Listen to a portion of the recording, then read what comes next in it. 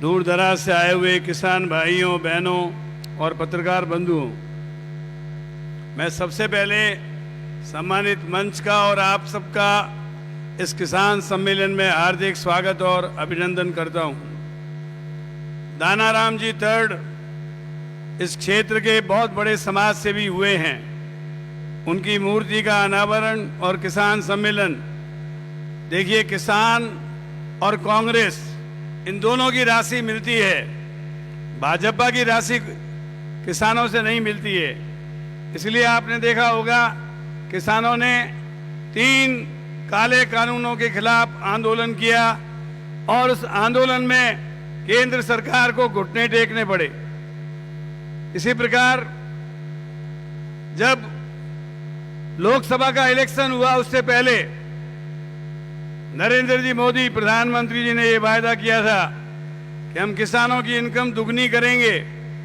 उसकी जगह उन्होंने खाद, बीज, उर्वरक और किसान के काम में आने वाले उपकरण ये सब महंगे कर दिए।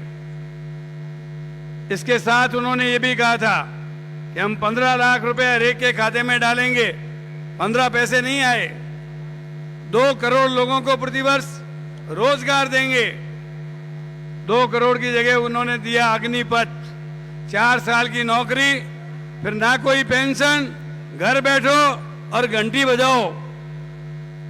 कहने का तात्पर्य मेरा यह है कि केंद्र सरकार के द्वारा केवल झांसे मारे गए, कुछ काम नहीं किया, किसानों का कोई भला नहीं किया।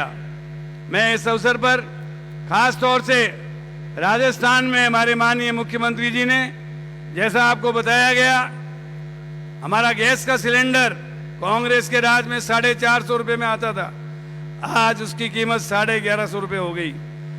इस महंगाई को कम करने के लिए मुख्यमंत्री जी ने ऐलान किया है कि 75 लाख गरीब लोगों को हम 500 रुपए में गैस का सिलेंडर देंगे। पेंशन 750 की जगह 1000 रुपया। किसानों को 2000 यूनिट बिजली निःशुल्क दी जाएगी।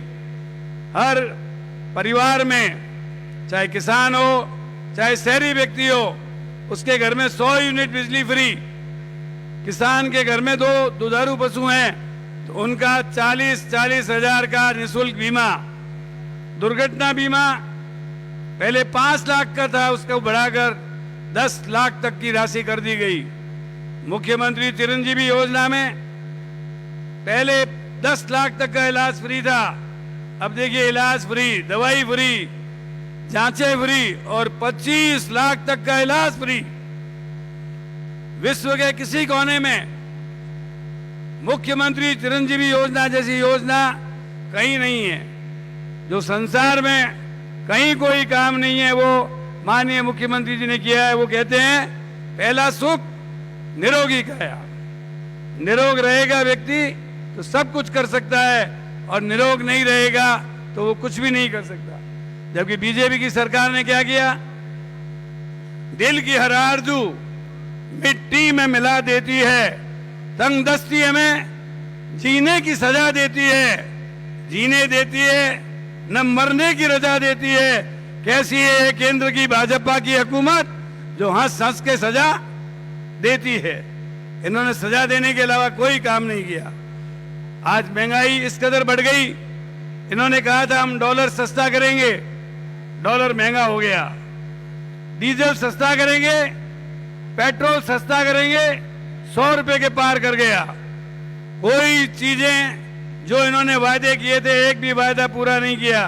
जबकि माननीय मुख्यमंत्री जी ने हमारे यहाँ हर तरीके की सुविधाएं, आज मनरेगा में जो सोनिया गांधी जी ने और राहुल गांधी जी ने ये योजनाएं शुरू की थी, 100 दिन का पहले रोजगार मिलता था, उसको बढ़ाकर 125 दिन कर दिया। शहरी बेरोजगारी योजना के 100 दिन थे, उसको बढ़ाकर 125 दिन कर दिया।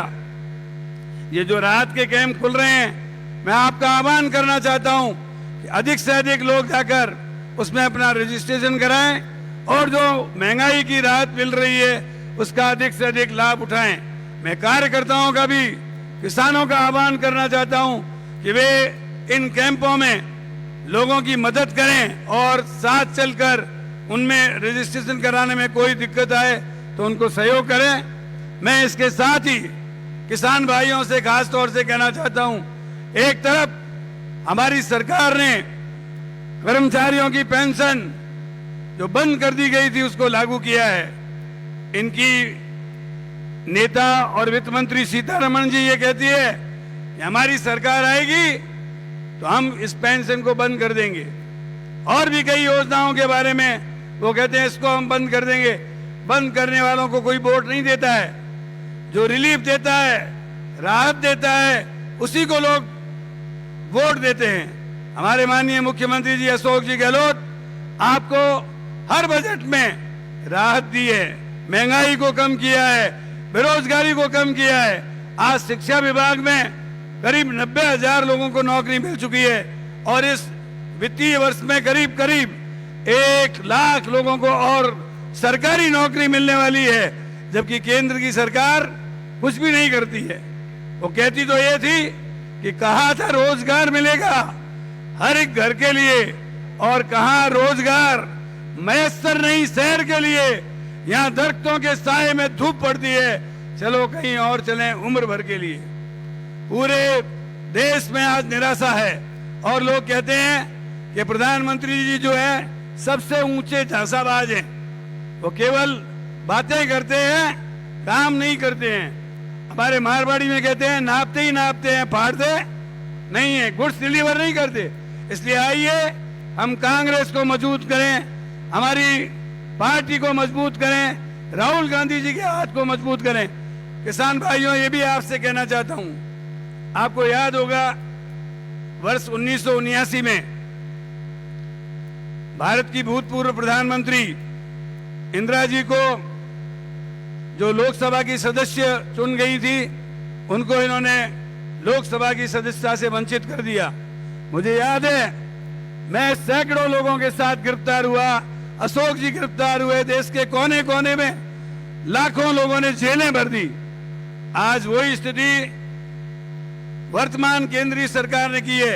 राहुल गांधी जी को लोकसभा की सदस्यता से वंचित कर दिया। क्या ये देश बर्दाश्त करेगा? ये तानाशाही नहीं चलेगी। मैं कहूंगा तानाशाही, आप कहेंगे तानाशाही नहीं चलेगी, नहीं चलेगी। तानाशाही, लोकतंत्र में तानाशाही जी को जो ये चाहते हैं कि जॉन्सबर्ग की जो रिपोर्ट आई है उसके ऊपर जेपीसी की कमेटी बिठाई जाए। जेपीसी की कमेटी बैठाने में क्या दिक्कत है? आपकी मेजोरिटी है, जांच कराइए कि क्या गड़बड़ हुआ है, किस किस कंपनी ने क्या क्या गड़बड़ किया है। आज देश की संपत्ति को औने पौने भाव में बेचा जा रहा है। हवाई अड्डे बेच दिए, बंदरगाह बेच दिए और प्राइवेट हाथों में दे दिए। क्यों? पंडित जवाहरलाल जी नेहरू ने, शास्त्री जी ने, मनमोहन सिंह जी ने, इंदिरा जी ने जो संपत्ति अरबों रुपए की, खरबों रुपए की इकट्ठी की सार्वजनिक संपत्ति, आज उसको बड़े बड़े उद्योगपतियों के नाम पर किया जा रहा है। ये देश सब जानता है और इसका बदला चुनाव में लोग लेने वाले हैं। निश्चित रूप से विधानसभा और लोकसभा चुनाव में इनकी पोल खुलेगी और जो जो कबाड़े किए हैं उन कबाड़ों का पर्दाफाश लोग मत पेटियों में करेंगे, चुनाव में हाथ पर बटन दबाकर करेंगे। मैं तो आपसे खुले रूप में कहना चाहता हूं, जब इस देश का किसान खड़ा हो जाएगा तो निश्चित रूप से इस केंद्र की सरकार का तख्ता पलट जाएगा। बहुत बहुत धन्यवाद। जय हिंद।